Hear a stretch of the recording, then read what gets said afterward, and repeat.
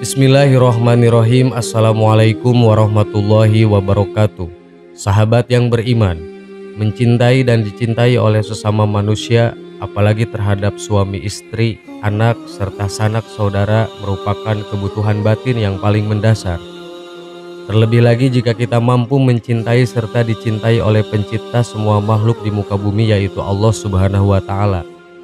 Tak dapat dipungkiri, segala kebaikan yang Allah Subhanahu wa Ta'ala kehendaki pastilah memiliki tanda-tanda yang unik, baik tersirat maupun tersurat. Begitupun tanda bahwa Allah cinta dan sayang terhadap hamba-hambanya di dunia. Terdapat 3 tanda bahwa seorang hamba mendapatkan kasih dan sayang dari Allah Subhanahu wa Ta'ala saat berada di alam dunia. Tanda-tanda tersebut yaitu: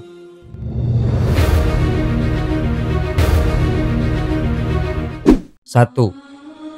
Allah Subhanahu wa Ta'ala membalaskan keburukan hamba tersebut secara langsung di dunia agar nanti ia terlepas dari balasan Allah Subhanahu wa Ta'ala di akhirat. Rasulullah SAW pernah bersabda yang maksudnya, apabila Allah menghendaki kebaikan kepada seorang hambanya, maka Allah akan mempercepat balasan kesalahannya di dunia. Dan sebaliknya, apabila Allah menghendaki keburukan kepada hambanya, maka Allah tidak membalas perbuatan dosanya di dunia hingga kelak dia membalasnya nanti di hari kiamat. Hadis riwayat Tabrani. Itulah tanda pertama yang mana Allah berikan kepada hamba kecintaannya. Dia mempercepat balasan keburukan hambanya tersebut, agar hambanya tersebut segera bertaubat dan memperbaiki kesalahan yang ia telah perbuat.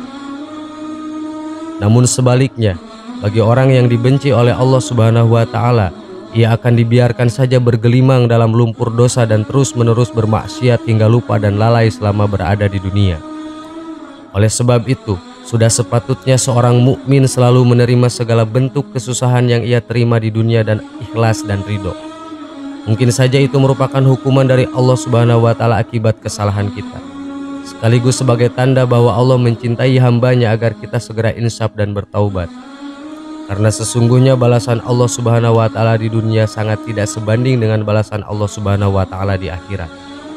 Ketika di akhirat seorang hamba sudah tak memiliki kesempatan lagi untuk bertaubat, serta balasannya pun jauh lebih dahsyat. Ingatlah bahwa Allah Subhanahu wa Ta'ala berfirman dalam surat Al-A'raf ayat 168. Dan kami coba mereka dengan nikmat yang baik dan bencana yang buruk agar mereka kembali kepada kebenaran. Berkaca dari firman-Nya tersebut, sudah jelas bahwa cobaan dan ujian merupakan sunatullah yang di dalamnya pasti mengandung rahmat dan hikmat bagi hambanya. Allah memiliki banyak cara yang berbeda-beda untuk mengembalikan hambanya kembali menuju jalan lurusnya.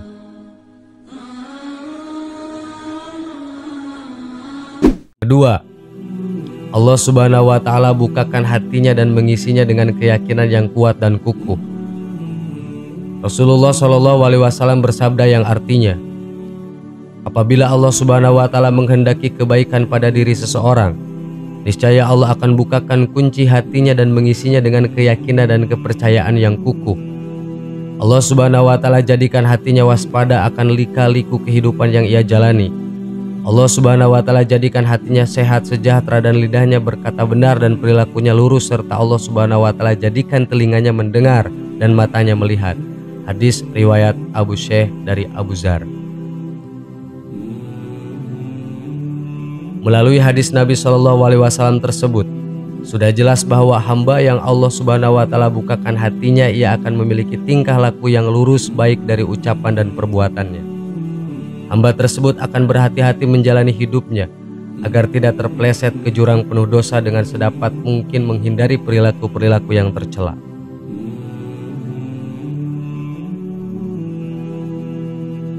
3. Allah Subhanahu wa Ta'ala berikan pemahaman terhadap agama Islam hingga mampu menghayati dan mengamalkannya menjadi sebuah cara hidup yang sempurna. Rasulullah SAW bersabda yang artinya, barang siapa yang Allah Subhanahu wa Ta'ala kehendaki kebaikan atas dirinya, maka pastilah Allah Subhanahu wa Ta'ala anugerahkan pemahaman akan agama. Hadis riwayat Bukhari. Apabila Allah Subhanahu wa Ta'ala kehendaki kebaikan akan seorang hambanya, maka dia akan memberikan pengetahuan untuk memahami ajaran agama Islam hingga ia mampu hayati dan mengamalkannya di dalam kehidupan. Seorang mukmin yang diberikan pemahaman tersebut tentu tidak akan pernah menjual akidahnya hanya demi kesenangan dunia yang hanya sebentar saja. Hamba tersebut tak akan silau dan cinta terhadap dunia hingga melupakan bagiannya di akhirat. Justru ia akan selalu tunduk dan patuh pada perintah Allah Subhanahu wa Ta'ala dan menjauhi larangannya.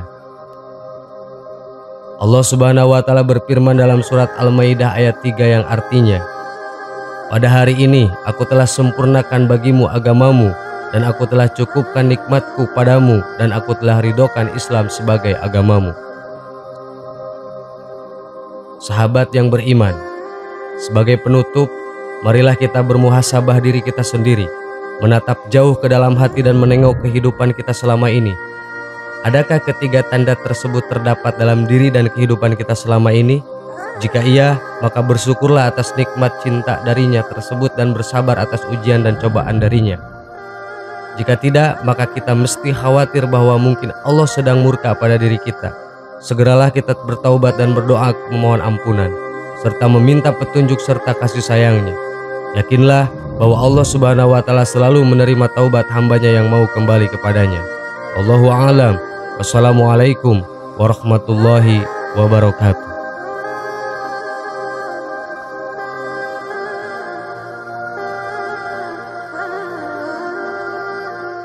Bismillahirrahmanirrahim. Assalamualaikum warahmatullahi wabarakatuh.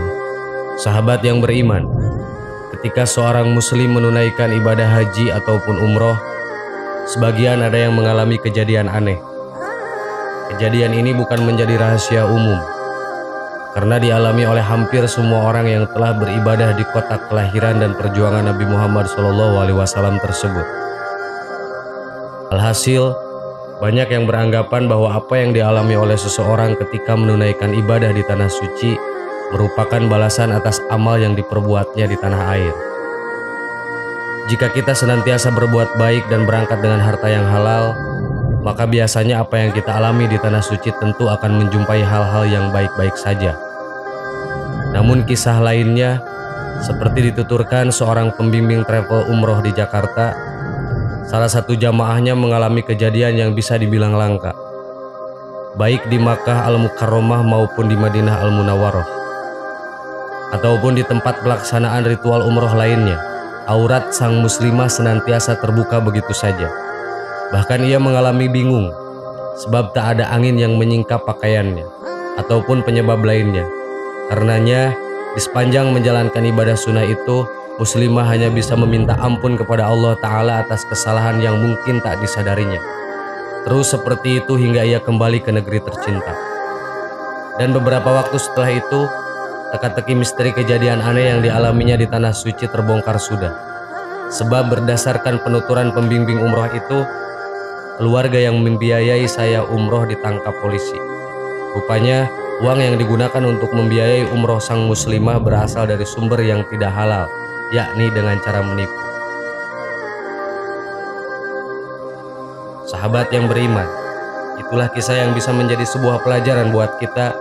Apapun yang kita lakukan di dunia ini, suatu saat nanti akan ada balasannya, baik ataupun buruk. Wallahu a'lam. Wassalamualaikum warahmatullahi wabarakatuh.